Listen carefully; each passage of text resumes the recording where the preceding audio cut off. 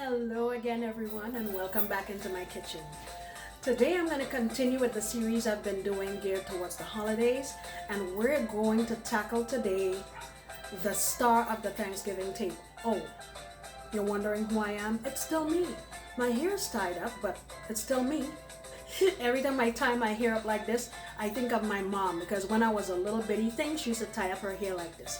But anyway, it's still me, and I'm still cooking delicious recipes. The recipe I'm sharing with you today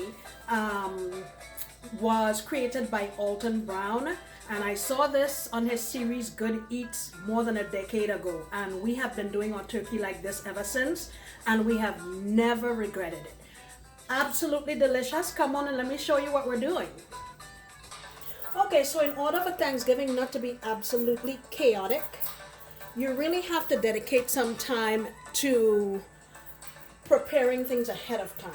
So I purchased a 14-pound turkey. I didn't buy anything fancy or anything like that, just whatever was on sale. And what we're gonna start doing is making a brine. So the recipe calls for 1 cup of kosher salt, half a cup of brown sugar, it calls for 1.5 teaspoons of allspice berries. This is what I have here. Back here I have 1.5 actually 1 tablespoon of black peppercorns and about 4 slivers of candied ginger. So what you want to do with this is the recipe calls for 1 gallon of vegetable stock.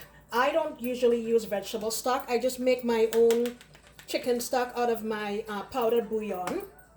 So you get your stock in the pot, you add all of these, and you bring it up to a boil. And then what you want to do is remove it from the flame, cool it down, stick it in your fridge, make sure it's chilled. That's what you want to do. The only deviation I did from the brine was I added a few cloves of garlic. Okay, so I've already brined the turkey so that I can move on and show you how to actually do the process. Now these things here, the recipe calls for sage and rosemary to go into the cavity of the bird, but my son doesn't like the taste of those, so I usually use thyme and it comes out great. In here I have a stick of cinnamon, half of an apple, half of an onion, and you're gonna put that in your microwave. Get it hot, because this is going into the cavity of the bird. Okay, so if you look here, this is my turkey. So what I did was that same brine I just told you about. Obviously, you have to clean your turkey. Go inside it, make sure the neck and the giblets and everything is out of there. Wash it with lime and salt, rinse it off. Make sure you take out all the blood, feathers, everything. After I do that, I put some ice in my bucket. I put my turkey in there, and then I add my cold brine. Okay?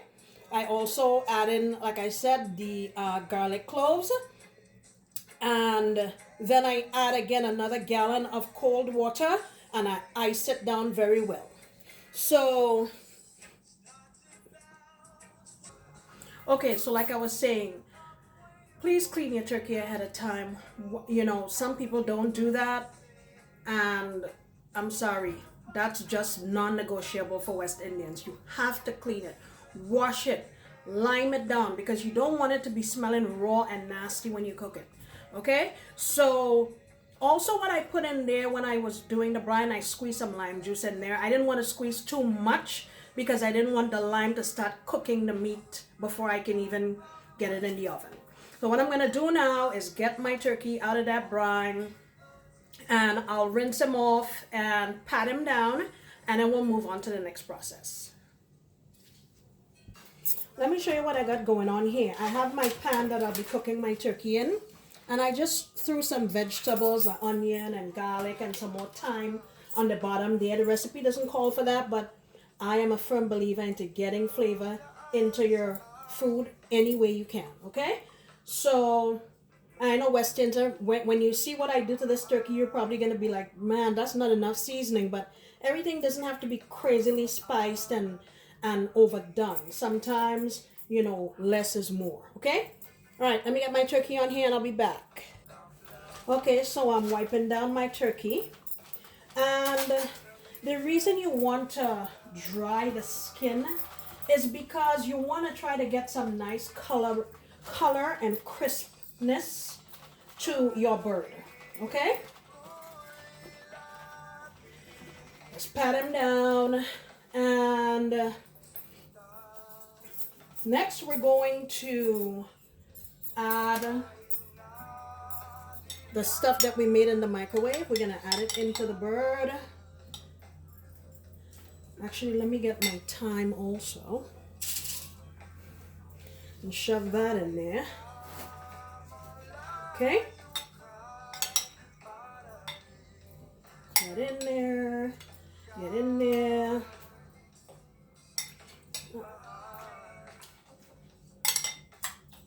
You get my cinnamon. Get in there, cinnamon. I have to use my hand, I guess.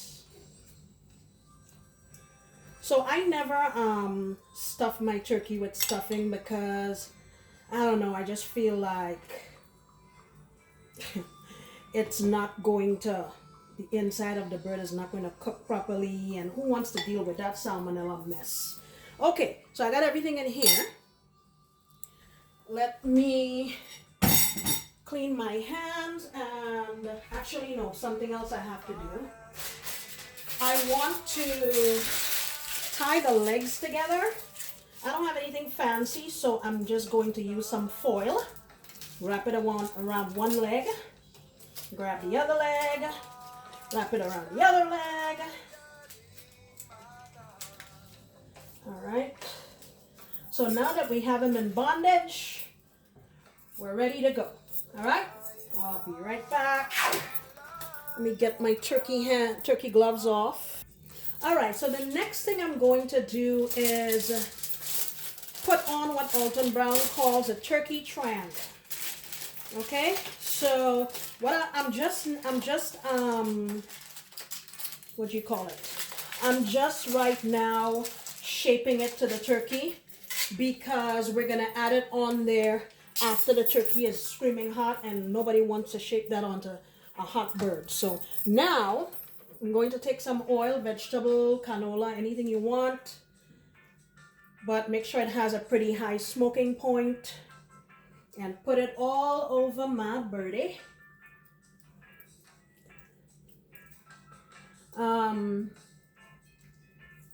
This is gonna help it to brown and get really nice color.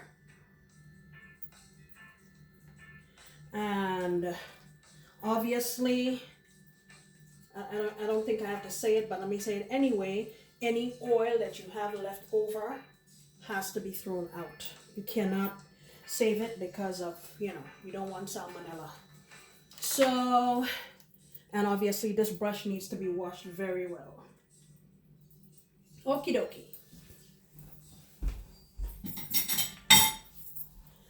So I have my oven heated at 500 degrees. That's what's recommended in the recipe. 500 degrees for 30 minutes. So let me get myself set up so I can get it in the oven and show you, okay? All right, so my oven is preheated at 500. And I'm going in here in the middle rack. I took out one of the racks, so I only have one rack in here. Okay, so we're gonna let this go for 30 minutes on 500. And then we're gonna drop the heat to 350 and continue cooking. All right, I took my turkey back out again because I forgot to insert my probe thermometer in here. So you want to try to get this into the deepest part of the breast. Try not to hit any bones. Okay? So what we want is for this breast part to get to 161, and what we're gonna, and the dark meat needs to be like 180. So we're gonna protect our breast to give this some time to cook. Okay? Back in the oven again.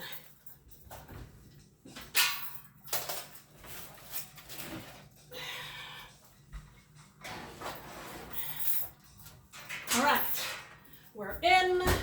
We have our umbilical cord out, and let's start the timer.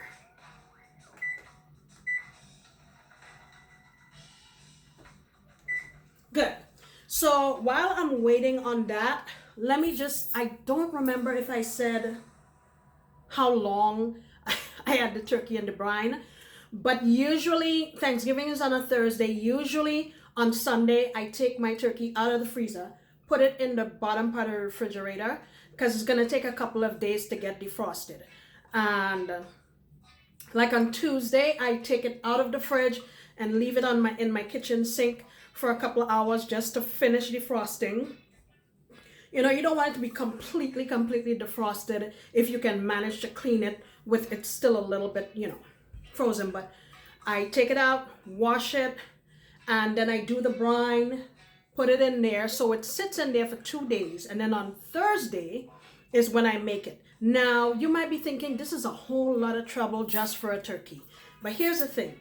If on the package it says that turkey is going to take 4 hours, because of the brine, the baking time is going to decrease significantly. I have had my turkey done in 2.5 hours. So we'll see what this one does. But, you know, you don't want your oven to be tied up on Thanksgiving for 8 hours or some crazy stuff like that dealing with a turkey. So you can knock it out and it's going to be so juicy and so delicious. Let me tell you. All right? Okay, I will come back when I'm going to put on our turkey triangle. All right, so we have some color on our turkey now, as you can see. So this is when we put on our turkey triangle. All right, and now we're just gonna let this go at 350 degrees. I'm gonna set my probe thermometer for 161. So when that beeps, we should be ready to go. All right, so according to our thermometer, our birdie is ready. So let me go ahead and get him out of there, and I'll come back and let you see him, okay? All right, here is our delicious turkey. See that?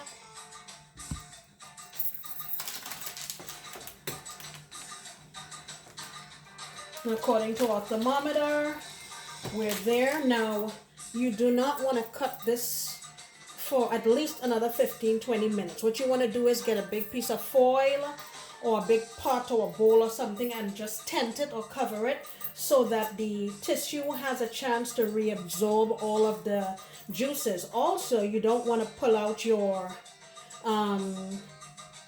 thermometer yet until the juices redistribute. If you don't have a thermometer, you know, usually when you jiggle the leg like this and it's moving the way you see it moving there, that's a pretty good sign that you're there. And as long as you don't see any pink drippings or anything like that on the bottom, you should be good to go. Some of these turkeys have a pop-up thermometer like mine does on this side, but I didn't rely on that. For sure, when that pops up, your turkey is ready. But the thing about that is that a lot of times by the time that pops up, your breast is already dry. So I'm gonna cover this up and let it redistribute and stuff. I can't cut it right now, but definitely there are going to be amazing photos, and I'll make sure that I post it along with this video. Thank you so much for staying with me. I sincerely appreciate your time. I hope you take the time to make this recipe because I believe you're gonna like it. And I'll see you next time when I'll be making another delicious recipe. Bye-bye. Oh, I forgot to say, in total, this took about 2 hours and 45 minutes, okay? Bye-bye.